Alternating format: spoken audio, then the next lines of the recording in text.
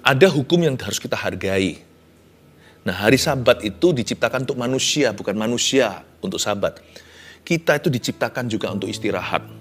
Kalau Anda belum subscribe di channel ini, segera supaya Anda bisa mengikuti terus rema-rema dari Roh Kudus ya. Saya tergerak untuk menyampaikan sebuah pesan yang saya beri judul Sabat, Libur, Doa. Saya ulang lagi, Sabat, Libur, Doa.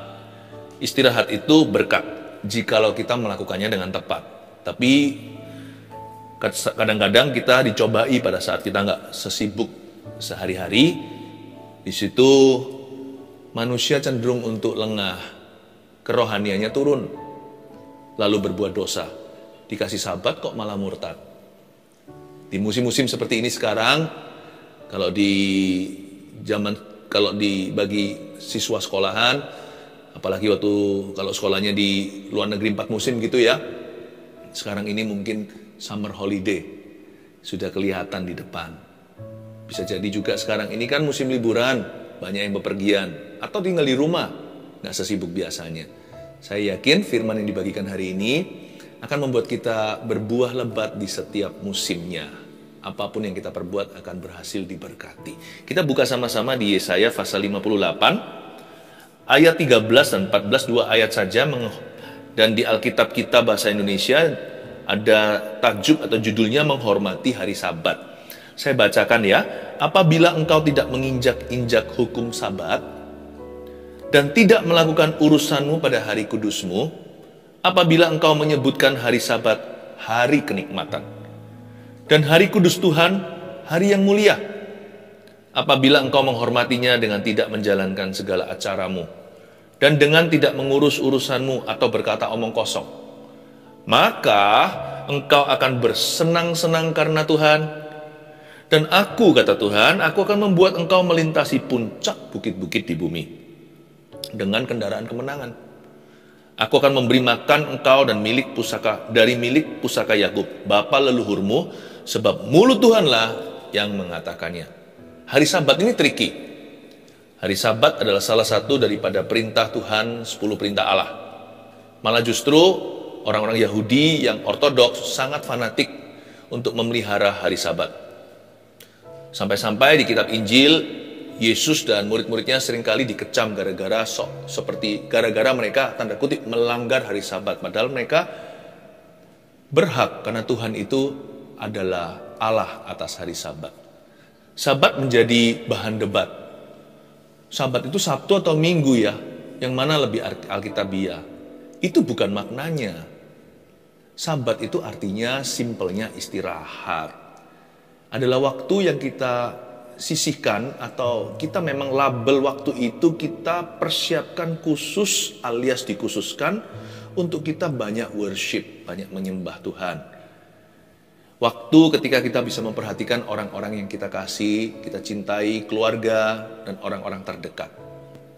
Sabat adalah sebuah platform komunikasi, supaya kita nggak terus HP-an. Agar supaya kita itu berinteraksi dengan manusia nyata, mata pandang mata, wajah pandang wajah. Hari Sabat itu indah, bukan diciptakan sebagai hukum Taurat, tapi diciptakan sebagai alat untuk mempererat kita dengan Tuhan, alat untuk membuat kita sehat, alat untuk membuat kita itu jadi lebih merapat dengan orang-orang terdekat. Itulah arti hari Sabat. Tapi dijadikan debat di zaman Yesus. Masa murid-murid ambil itulah kepala gandum untuk makan karena mereka kelaparan. Wah, dijadikan big deal gitu. Wah, digede-gedein, dibesar-besarin sudah. Seolah-olah seperti mereka itu berbuat sesuatu yang laknat. Saya rasa manusia itu seringkali nggak nangkep ya isi hati Tuhan. Kita baca ayat 13, coba kita telusuri. Di musim liburan, apa maksud ilahi? Kenapa Tuhan mengizinkan kita untuk rest bentar? Nggak rest total. Nggak ada orang bisa rest total, itu berarti rest in peace, itu mati nanti. Restnya itu rest sebagian. Tapi kalau kita memang kerja harus profesional. Tapi kalau kita mau rest juga harus profesional. Kalau tidur ya tidur. Nah disinilah masalah manusia, kenapa stres berat, kenapa harus minum berbagai obat depresan. Karena waktu tidur, dia nggak mau. Dia nggak bisa. Bukannya nggak mau, kadang-kadang sebagian besar orang yang punya masalah susah tidur itu bukan karena nggak mau, tapi nggak bisa. Tapi nanti waktu dia harusnya kerja, ngantuk.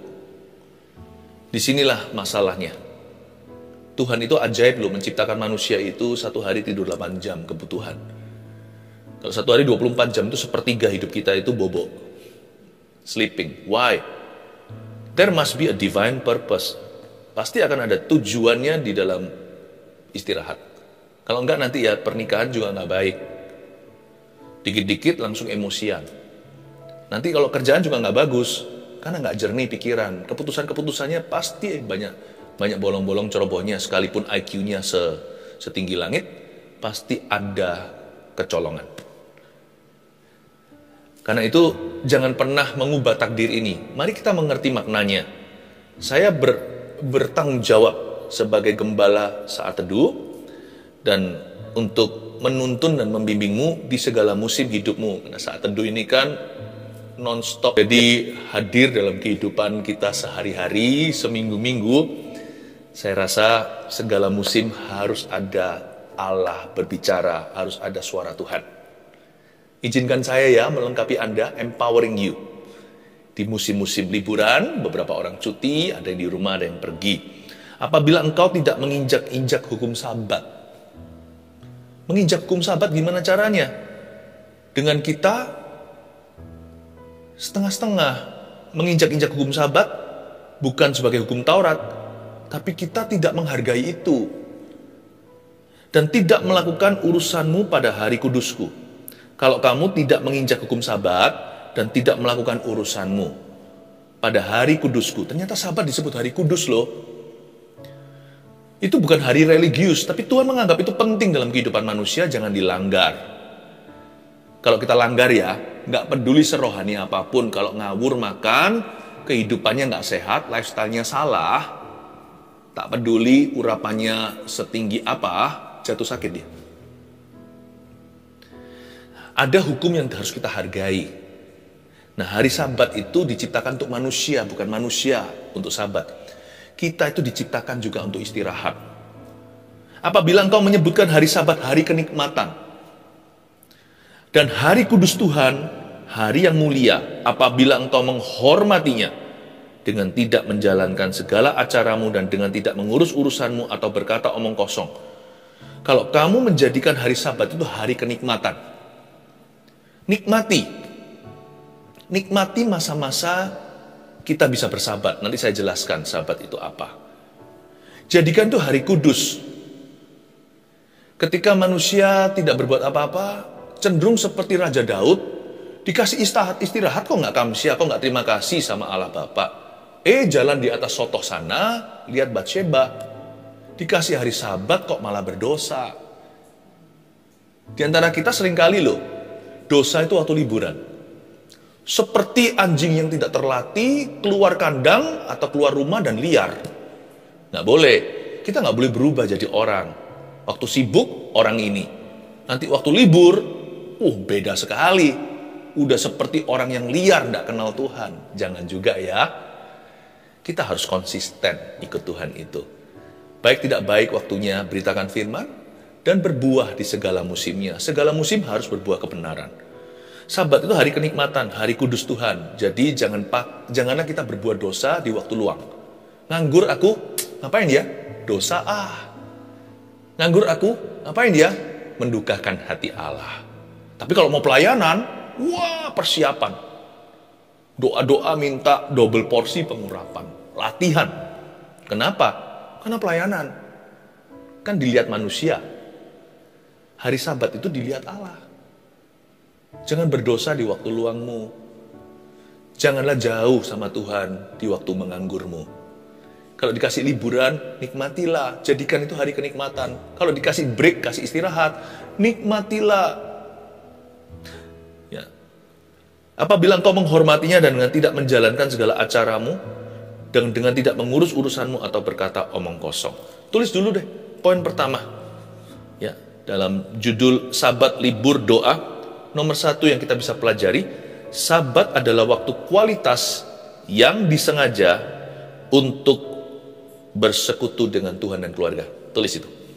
Itu poin ke satu. Sabat adalah waktu kualitas. Katakan waktu kualitas. Sabat adalah waktu kualitas yang disengaja. By planning kalau bisa, by design. Waktu kualitas yang disengaja untuk apa sih? Untuk nganggur. Loh, liburan pun adalah sebuah pekerjaan loh. Istirahat pun sebuah perbuatan. Tidak boleh kita itu nganggur total lalu tidak ada visi. Ketika kita tidak berbuat apa-apa.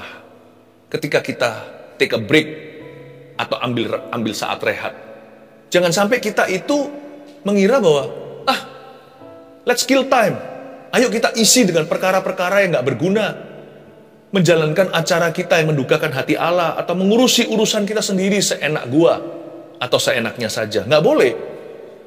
Setiap kali kita diberi waktu pause, atau berhenti sejenak, itu ada maksud Allah. Segala sesuatu itu ada visinya. Hidup itu harus purpose driven, hidup itu harus didorong dengan nafas tujuan Allah. Bahkan Sabat pun ada tujuannya, makanya dijadikan perintah. Bayangin, istirahat aja diperintahkan loh. Saya kalau mau tidur, malam hari nggak bisa tidur, saya perintahkan jiwa saya. Kalau memuji juga sama. Kadang-kadang berat hati rasanya nggak kepingin untuk menyembah. Saya berkata, hai jiwaku, pujilah Tuhan. Saya perintahkan, kalau mau tidur nggak bisa. Saya nggak hitung domba. Saya hitung gembala, lihat wajahnya. Satu aja gembalaku, Yesus Kristus. Lalu saya perintahkan pada jiwa saya, hai jiwaku, tenanglah. Tenang teduh. Semua indah pada waktunya. Bubuk situ. Nggak lama kemudian saya tertidur. Cara terbaik untuk saya tidur ya, saya ngomong ini bukan berarti kalau berdoa itu membosankan. Saya nggak bisa tidur. Saya berbahasa roh, berbahasa lidah. Nggak sampai 15 menit udah KO saya, udah langsung tertidur. Tapi kalau pagi, bahasa roh juga yang membangunkan saya 40 menit setiap hari. Saya sebelum bangkit dari ranjang saya selalu berbahasa lidah lebih dari setengah jam. Selalu Roh Kudus yang menidurkan saya, Roh Kudus yang membangunkan. Dan kalau saya nggak bisa tidur karena kepikiran atau nggak ngantuk gitu aja, padahal waktunya udah lewat. Saya nggak mau jadi orang yang begadang, yang waktu tidur dia bangun, nanti waktu bangun dia tertidur. Saya nggak mau terbolak-balik sebab semuanya indah pada waktunya. Semua ada waktunya. Kalau saya nggak bisa tidur, saya perintahkan pada diri sendiri. Mempan nggak mempan, setelah saya perintahkan, saya berbahasa roh, bersekutu dengan Roh Kudus, langsung tertidur, dapat mimpi dari Tuhan. Bener loh. Ini yang saya alami. Saya bangun tidur dengan Tuhan. Saya tidur dalam Tuhan. Supaya nanti suatu hari harapan saya mati pun dalam Kristus. Jangan sampai kita itu kacau soal begini. Sabat adalah waktu kualitas yang disengaja. Harus disengaja. Main perintah. Sama orang jangan. Tapi sama jiwa sendiri harus main perintah. Sabat adalah waktu kualitas yang disengaja untuk bersekutu dengan Tuhan. Itu tujuan. Tujuannya adalah bersekutu dengan Tuhan. Dan bersekutu dengan keluarga kita. Paham saya. Tuhan kasih kita waktu istirahat.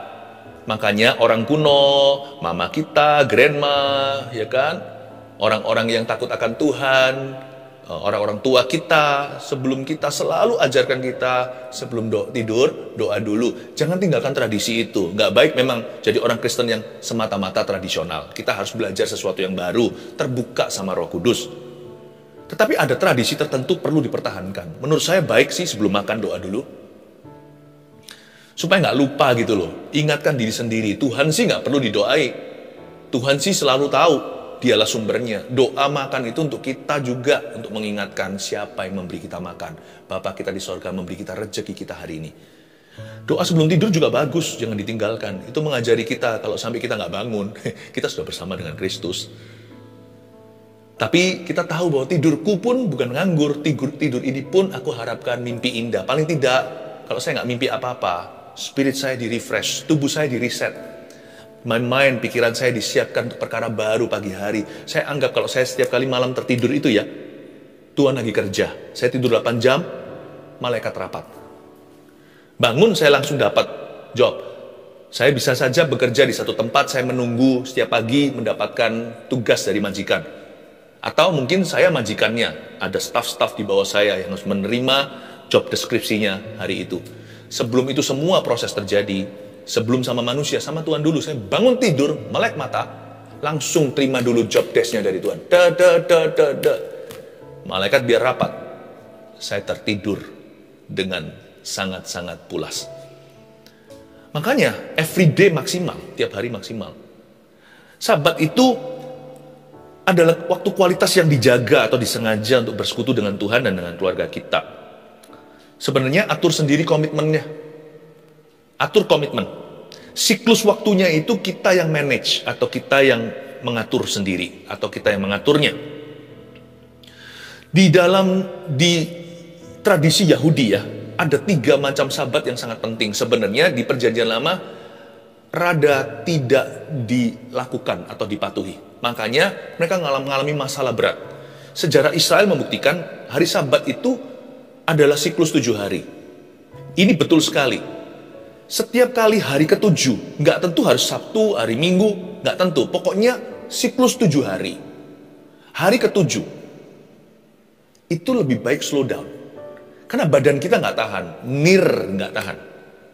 Ginjal bisa masalah. Saya bukan dokter, tanya dokter aja. Masalah kita bisa berat. Coba baca terus sekalipun di bawah sentrongan lampu, tidak kasih mata istirahat. Bentar lagi tebel tuh kacamata. You need to pause. Coba nyanyi. Seperti tadi, teman-teman rekan-rekan sini yang menyanyi dengan suaranya merdu. Coba tarik suaranya tinggi-tinggi seriosa. Jangan berhenti. Putus. Kita berhenti itu supaya bisa menanjak lebih tinggi. Gitulah kira-kira. Jadi, kita ini makhluk siklus 7 hari. Jangan fanatik, Sabtu atau Minggu. Kenapa saya sebut sabat gereja kita itu Minggu? Karena memang itu yang disepakati di Indonesia. Misalnya, hari Minggu, hari libur. Makanya hari Minggu. Tapi mungkin kalau di Pakistan, beda. Hari Jumat, hari libur nasionalnya. Setiap hari istirahat, setiap minggunya. Ya udah gereja hari Jumat. Jangan fanatik lah. Misalnya sekarang hari Rabu. Apa sih garansinya ini Rabu beneran? Saya ajak pikir ya. Kalau dari Adam dan Hawa dihitung, siapa yang menentukan hari ini Rabu? Siapa tahu mereka salah hitung 1000 tahun lalu. Ternyata ini hari Senin. Tapi kita sudah terlanjur bilang ini Rabu. What is Rabu? What is Senin? Bukankah matahari terbenam dari terbit matahari sampai pada terbenamnya? Nama Tuhan patut dipuji. Jadi jangan fanatik dengan hari apa. Saya sebut ini Rabu, nggak perlu diperdebatkan. Kenapa? Karena kita semua tahu. Saya sebut Rabu, pukul sekian, kita saat teduh bersama ya, live, there, semuanya. Udah nggak usah debat Senin Selasa, semua orang tahu hari ini Rabu. Kita udah sepakati, ngapain mikir lagi? Mau sana hitung salah kalkulasi, bagi saya sih, saya nggak fanatik hari. Karena Tuhan yang patut dipuji dari terbit matahari sampai pada terbenamnya. Tapi saya ngerti kalau saya kerja 6 hari, hari ke-7, pasti saya perlu di-charge dulu seperti HP. Di-charge dulu. Harus tuh. Kalau enggak ya, diterusin lagi saya masih bisa. 14 hari ya, terusin lagi. 21 masih bisa. Hari ke-22 saya breakdown. Disitulah banyak orang burn out. Atau kualitasnya turun. Jatuh mesin. Kok beda ya? Masakannya dulu tuh enak, tapi kok sekarang nggak sesedap biasanya? Ya iyalah. Kalau tanah itu terus digarap, nggak pernah istirahat. Dulu cabai rawit, sekarang jadi cabai tawar. Dulu kecil gitu, superhero, pedas luar biasa. Sekarang kecil gitu, nggak ada rasanya. Mau gede-gede juga tidak pedas sama sekali. Tanahnya lelah. Makanya bangsa Israel itu punya tiga siklus. Yang ini masih mereka perbuat, masih mereka lakukan. Yang siklus 7 harian alias hari Sabat. Kalau orang Yahudi itu Sabtu. Kalau Anda pergi ke Israel, jangan sampai masuk ke lift Sabat itu ya. Kalau di Yerusalem malah. Waduh tuh setiap level ting, nggak sampai-sampai ke level 22. Masuk ke liftnya turis. Karena orang Yahudi kalau masuk ke lift Sabat hari Sabtu, ingat-ingat Sabtu di situ, nggak boleh tekan. Kalau tekan itu mereka dosa. Karena mereka tidak boleh bekerja. Menekan lift aja sudah dianggap bekerja. Sangat-sangat ekstrim. Kalau saya sih nggak perlu ke situ. Karena kita ini umat Tuhan perjanjian baru. Kita mengertinya bukan Taurat. Itu bukan law yang kaku. Itu sebagai grace atau anugerah. Bukan sebagai law atau hukum Taurat, tapi sebagai kasih karunia untuk kita. Sabat untuk kita. Tapi kalau Anda kebetulan dikasih kesempatan Tuhan ke Israel, ya siapa tahu kalau lagi Sabtu ingat-ingat nasihat saya. Carilah live turis ya. Karena Anda bisa tekan langsung level 22. Yang 7 hari mereka lakukan. Ada satu yang mereka nggak lakukan. Tahu apa itu? Namanya Sabbath year. Tahun Sabat. Setahunan itu disabatkan. Itu 6 tahun mereka kerja, tahun ke-7 istirahat. Itu nggak dilakukan sama bangsa Israel. Apalagi yang satu lagi, tahun Yobel namanya. 7 kali 7, 49, tahun ke-50 tuh, Jubilee. Itu Yobel. Itu yang nggak dilakukan. Gara-gara mereka nggak lakukan yang kedua dan ketiga ini, tahun Sabat dan tahun Yobel, makanya bangsa Israel diangkut ke Babilonia itu atas kehendak Allah, memang karena mereka dosa. Tapi Tuhan juga berbelas kasih atas ciptaannya. Meskipun manusia itu yang punya roh, yang menyembah Allah, manusia itu hidup kekal, tapi Tuhan itu juga rasa sayang loh dengan semua ciptaannya, hewan, alam semesta, tanah. Diistirahatkan Yerusalem dan Israel selama 70 tahun, untuk setiap tahun mereka colong Sabat year, tahun Sabat. Diistirahatkan 70 tahun, the land, tanah itu. Jadi kita tahu bahwa di hari Sabat itu kita beristirahat dengan tujuan. Dan bangsa Israel melakukan siklus ini, kita nggak usah ikuti dengan letterlek atau secara literally atau secara harafiah. Karena kita tidak masuk ke sorga karena mengikuti peraturan. Kita diterima Tuhan karena kasih karunia, karena iman. Iman pada Tuhan Yesus. Namun kalau kita pelajari perjanjian lama, ayat-ayat seperti ini, kita jadi ngerti maksud Tuhan adalah supaya kita itu hidupnya balance dan sehat. Atur sendirilah komitmennya. Ya. Atur sendiri siklus waktunya. Ada hari di mana kita tutup toko. Ada hari kita itu tinggalkan semuanya, kita doa. Ada hari yang kita khususkan tiap minggu. Pikiran kita jangan setengah-setengah waktu kita ke gereja. Matikan HP dulu, ibadah. Nggak usah ngecek terus, percayakan pada Tuhan. Tuhan pasti akan jaga. Yang tutup tokonya misalnya, nanti lihat ya, akhir bulan totalan, ternyata sama loh dengan kalau buka 7 hari seminggu. Tuhan itu memberikan berkat sebelum Sabat itu 2 kali lipat. Kalau mau ceri lelah, bukan Tuhan membangunnya, ya bisa, tetap akhirnya sama. Saya nggak mengajarkan tentang Sabat, libur, dan doa ini sebagai hukum Taurat, tapi sebagai suatu langkah smart. Lalu kalau kita juga menentukan misalnya, ini juga semacam Sabat, yaitu Rabu dan Sabtu serta Minggu untuk keluarga Saat Teduh dan Jemaat Gereja Mawar Sharon tercinta. Rabu Sabtu kita sisihkan, nggak seharian sih Sabatnya, tapi 1 jam saja kita Saat Teduh bersama, live-nya. Saya kagum loh dengan orang-orang yang berkata, saya nggak pernah bolong-bolong, saya ngikutin terus, apalagi yang dari awal 2 tahun. Wow, ikut kurikulum Tuhan mungkin nggak berubah. Berapa kali saya ketemu secara sengaja maupun tidak sengaja dengan keluarga Saat Teduh dalam kehidupan sehari-hari, di public places, di tempat umum, ketika saya berjumpa dengan mereka cerita, Pastor Philip, saya tidak pernah lubang sekalipun, saya nggak pernah absen. Kalaupun terpaksa saya absen, saya selalu ikuti lagi. Selalu ada Sabat itu. Anda lakukan itu bukan untuk kami, karena kami juga melayani kok. Anda lakukan itu untuk dirimu sendiri, untuk Tuhan Yesus dengan Anda, dalam hubungan Anda pada Tuhan. Dan saya melihat Rabu Sabtu seperti ini itu Sabat untuk tuntunan ya. Hidup kita semacam mengalami tuntunan. Lalu hari Minggunya ketika kita ke gereja itu pendewasaan. Ya. Kalau Rabu Sabtu itu menuntun, hari Minggu itu menuntun dan mendewasakan. Saya percaya orang-orang yang komitmen gini ya, nggak mungkin Tuhan hutang budi. Kayaknya hilang 1 jam, Sabtu 1 jam lagi, lalu Minggu nantinya 2 jam di gereja. Belum lagi waktu melayani. Nanti kalau Anda lihat totalan setiap bulannya, wow, segala sesuatu ditambahkan. Dengan orang yang tidak melayani, beda susah payah mengikuti. Kita juga punya susahnya, tapi ada penyertaan, ada perbedaannya. Ternyata itu investasi. You don't do it for the people that minister. Bukan kepada orang-orang yang melayani Anda. You do it for your own life. Sabat itu diciptakan untuk orangnya. Oh, haleluya. Yang pertama, Sabat adalah waktu kualitas yang disengaja untuk bersekutu dengan Tuhan dan keluarga. Nggak heran ya, tahu nggak kata holiday? Liburan itu kan dari kata holiday. Bukankah dari kata hari kudus? Ayat 13b bunyinya, apabila engkau menghormatinya, ayat 13b dari awal. Apabila engkau tidak menginjak hukum sabat dan tidak melakukan urusanmu pada hari kudusku, apabila engkau menyebutkan hari sabat hari kenikmatan dan hari kudus Tuhan, holy day, hari kudus Tuhan, the holy day of the Lord, holiday. Kalau bahasa Inggrisnya, hari kudus itu holy day. Bahasa Inggrisnya liburan, holiday. Itu semuanya adalah gabungan, singkatan. Hari yang mulia apabila engkau menghormatinya dengan tidak menjalankan segala acaramu.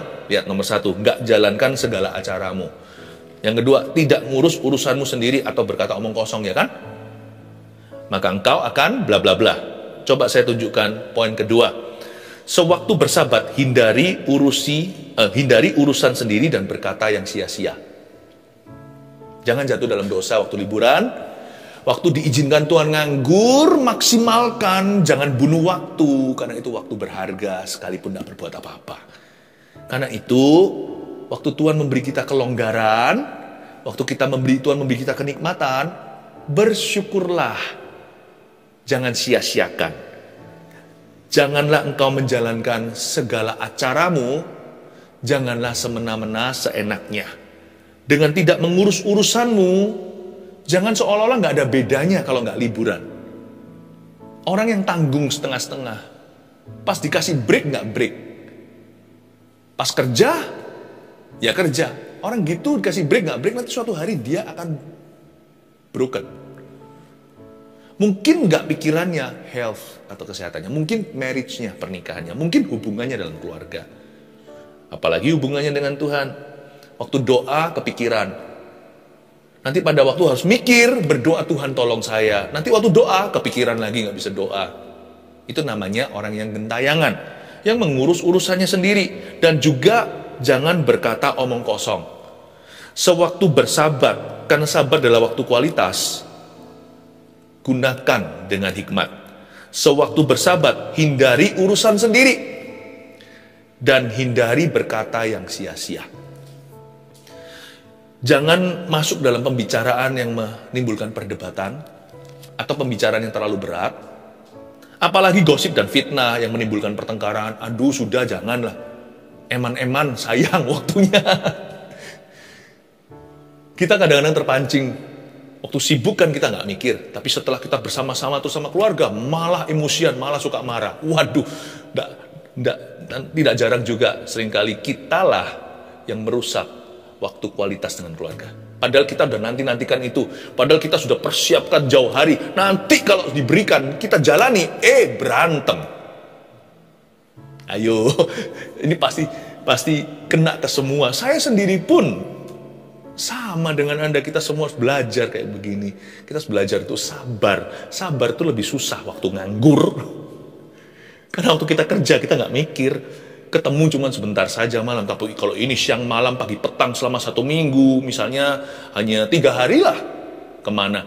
Waduh, nggak tahan, padahal sama keluarga sendiri. Jangan gitu ya, karena itu hindarilah pembicaraan yang terlalu berat, apalagi kata-kata yang sia-sia, dieman-eman gitu ya. Sayang, tolong dijaga waktu yang berharga. Lalu ada janji Tuhan ayat 14, bagus sekali. Maka kalau engkau lakukan itu semua, kalau tahu sabat adalah waktu kualitas yang disengaja untuk bersekutu dengan Tuhan dan keluarga, dan sewaktu bersabat engkau hindari urusanmu sendiri dan hindari untuk berkata yang sia-sia, maka engkau akan bersenang-senang karena Tuhan ayat 14, dan aku akan membuat engkau melintasi puncak bukit-bukit di bumi dengan kendaraan kemenangan. Aku akan memberi makan engkau dari milik pusaka Yakub, bapa leluhurmu. Ada 3 blessing yang disebut di sini. Poin ketiga tulislah. Berkat sabat membuat kita awet muda. Itu tujuan Allah. Membuat kita lebih tajam. Dan semakin bergantung pada Tuhan. Karena di sini pertama-tama engkau akan bersenang-senang. Joy, the joy of the Lord is my strength. Sukacita Tuhan kekuatanku. Hati yang gembira adalah obat. Waktu kita hari Sabat, kalau kita melakukan dengan cara yang tepat, itu berkat. Itu membuat kita jadi lebih enjoy our life. Nggak jadi orang Kristen yang stres, nggak jadi contoh buat orang lain. Ngapain kenal Tuhannya? Lihat, aku lebih bahagia. Ya mungkin kita tidak punya yang mereka miliki, tapi kita punya sukacita yang mereka tidak dapatkan. Orang bisa berkata, aku mau kenal Tuhanmu. Orang Kristen banyak yang gak happy, padahal bukan itu desainnya Tuhan. Salah manajemen diri, salah manajemen rohani. Berkat Sabat itu membuat kita awet muda. Jadi kurang obat-obatan gara-gara itu. Berkat Sabat membuat kita awet muda karena kita menjadi orang yang bersenang karena Tuhan.